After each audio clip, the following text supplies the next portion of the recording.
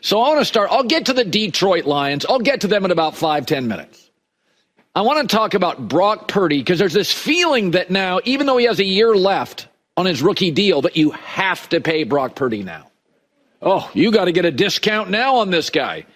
And I was about 2 weeks ago, I'm watching all these drone videos on TikTok, all these guys in New Jersey. And it's clear that men struggle telling the difference between drones and small planes and aliens.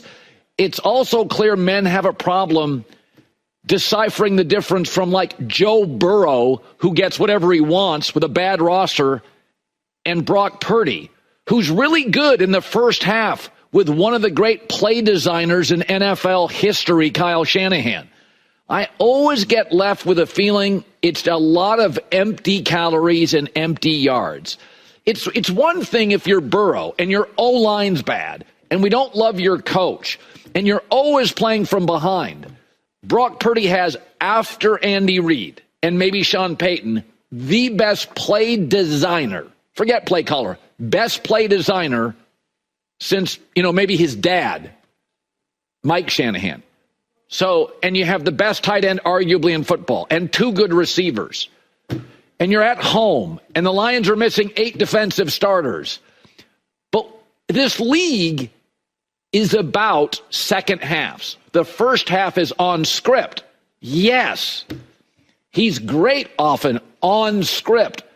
But when Bo Nix and Justin Herbert met like a week ago, remember that game about 10 days ago, 14 days ago? Bo Nix was really good on script in the first half. Justin Herbert was great off script because Justin Herbert's a lot better right now than Bo Nix. And in the second half this year, the more important half, Brock Purdy has 8 touchdowns and 10 picks and 12 total giveaways. He's bad. And trailing in the second half, he's worse. He has a passer rating below 75. In the non-scripted half with one of the great play designers of my life. You want to know? It's not random, by the way. You want to know the top 5 quarterbacks right now, second half passer rating? Oh, what a shock. Josh Allen, Joe Burrow, Lamar Jackson, Jared Goff, and number 1 pick Baker Mayfield. More talented guys. There's a connection between the two. Just a big majority for all these people saying I have to pay Brock Purdy a year early, if at all. A big chunk of his yards are after the catch because Kittle is great after the catch and Debo is great after the catch. And the other part is how open everybody is. I swear to God, has George Kittle ever been covered on any catch in the last month? He's wide open. So to me, it's always empty calories with Brock Purdy. You got to watch the games. In the second half, in a tight game, 2 ugly picks. Threw behind Juwan Jennings on a big third down. Yes, they missed field goals of 51 and 58 yards. Why did they have to kick field goals of 51 and 58 yards? Because he missed to Juwan Jennings, or he doesn't quite have the athletic ability that his backup Josh Dobbs had to run into the end zone. I mean, every time he throws the ball over the middle, you're holding your breath. You're not with Mahomes or Herbert. I don't feel that way with Josh Allen. I do with Brock Purdy. I don't feel that way with Jared Goff. So this idea that he's a $50 million quarterback, Jimmy Garoppolo won 69% of his games in San Francisco, and Niner fans couldn't get him out of town fast enough. Maybe they were jealous because he was so handsome. He won 69% of his games. He got to Super Bowls. They couldn't get him out of town fast enough. They blamed him for losing to Mahomes in the Super Bowl because he missed one deep route. Purdy's winning 64% of his games. It seems to me, and by the way, he's also hurt again. And he's been hurt multiple times because he's a smaller athlete. I thought it was interesting when Josh Dobbs came in, who's just a remarkable kid. I think he was like a chemical engineer at Tennessee. You can give him a playbook. He can memorize it in 15 minutes. But he ran for a touchdown because he's a super athletic kid. I don't think Brock Purdy could have run for a touchdown. Dobbs a faster, more elegant athlete. So the idea that I've got to pay him $50 million and pay him early, there is a difference. I'm sorry, guys, but there is a difference between aliens and a small plane flying over your house, or maybe your neighbor's drone. And there's a difference between guys who are literally tractors, like they're pulling a franchise to wins. and guys that are trailers. They're mostly being pulled. Second half, game on the line, playing with a lead, 2 really ugly picks when he had to throw it over the middle. So let's talk about this whole thing about what you pay a quarterback, because we've seen with Dak, if you pay A-plus money to a B-plus quarterback, you can't have a legitimate roster. I mean, look at the Cowboys compared to the Eagles. How many guys would even start for the Cowboys on the Eagles, right? Because you've been paying Dak, overpaying him for years and years and years. And so this is a big topic. This stuff's really important. You can overpay a wide receiver. You know, you pay him 20, he's worth 15. You start overpaying a quarterback 58 and he's worth 33. One of the reasons Tampa's so good is because they're getting a deal on Baker Mayfield. They're paying him $33 million. I take Baker over Brock Purdy in a second.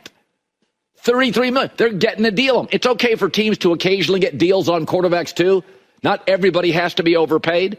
But a team that is underpaid, Tampa, with Baker, they've got a stacked roster. They got good dudes everywhere. D-line, wide receiver, tight end, 2 good running backs. Dallas overpays their quarterback, and they're stuck. So to me, there are 3 groups, 3 clubs for quarterbacks in terms of $50 million plus. The first club is, I'm going to pay you what I got to pay you. Mahomes, Lamar, Josh Allen, Herbert, Stafford, Burrow, Goff, Love. You're great. I think you can get to a Super Bowl. I'm going to pay you what I'm going to pay you. And I think a lot of your success is based on you and you being great.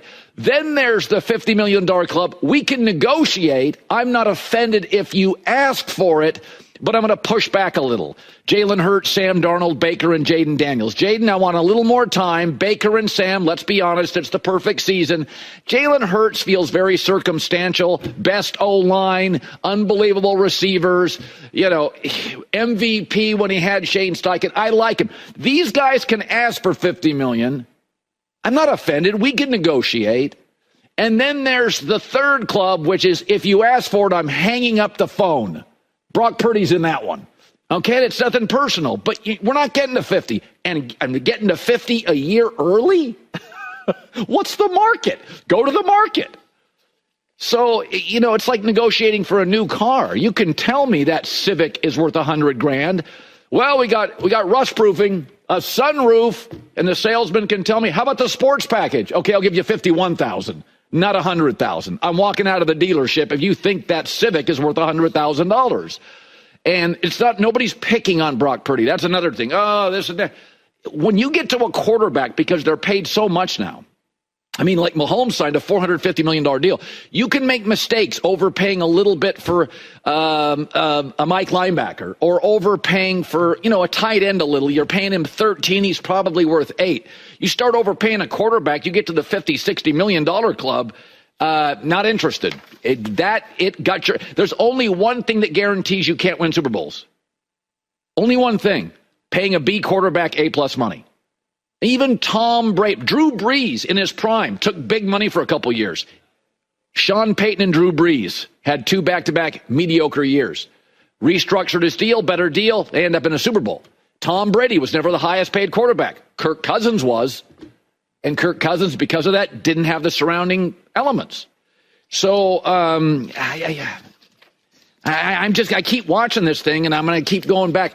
I feel with Brock Purdy and certain quarterbacks, there's a lot of ifs, ands, and buts. If this is healthy, if I have Christian, if I have a great play designer, if it's not wet, if I lead, if it's the first half, I can't pay that kind of money. I can't. Just won't do it. So, and I'm not like old guy yelling at clouds here. I'll pay it. There's like 8 guys in the world. I'll pay whatever I got to pay you. Then there's another half a dozen guys or close to it where we can negotiate. But paying them 50 large and having to pay them early, I'm not doing it.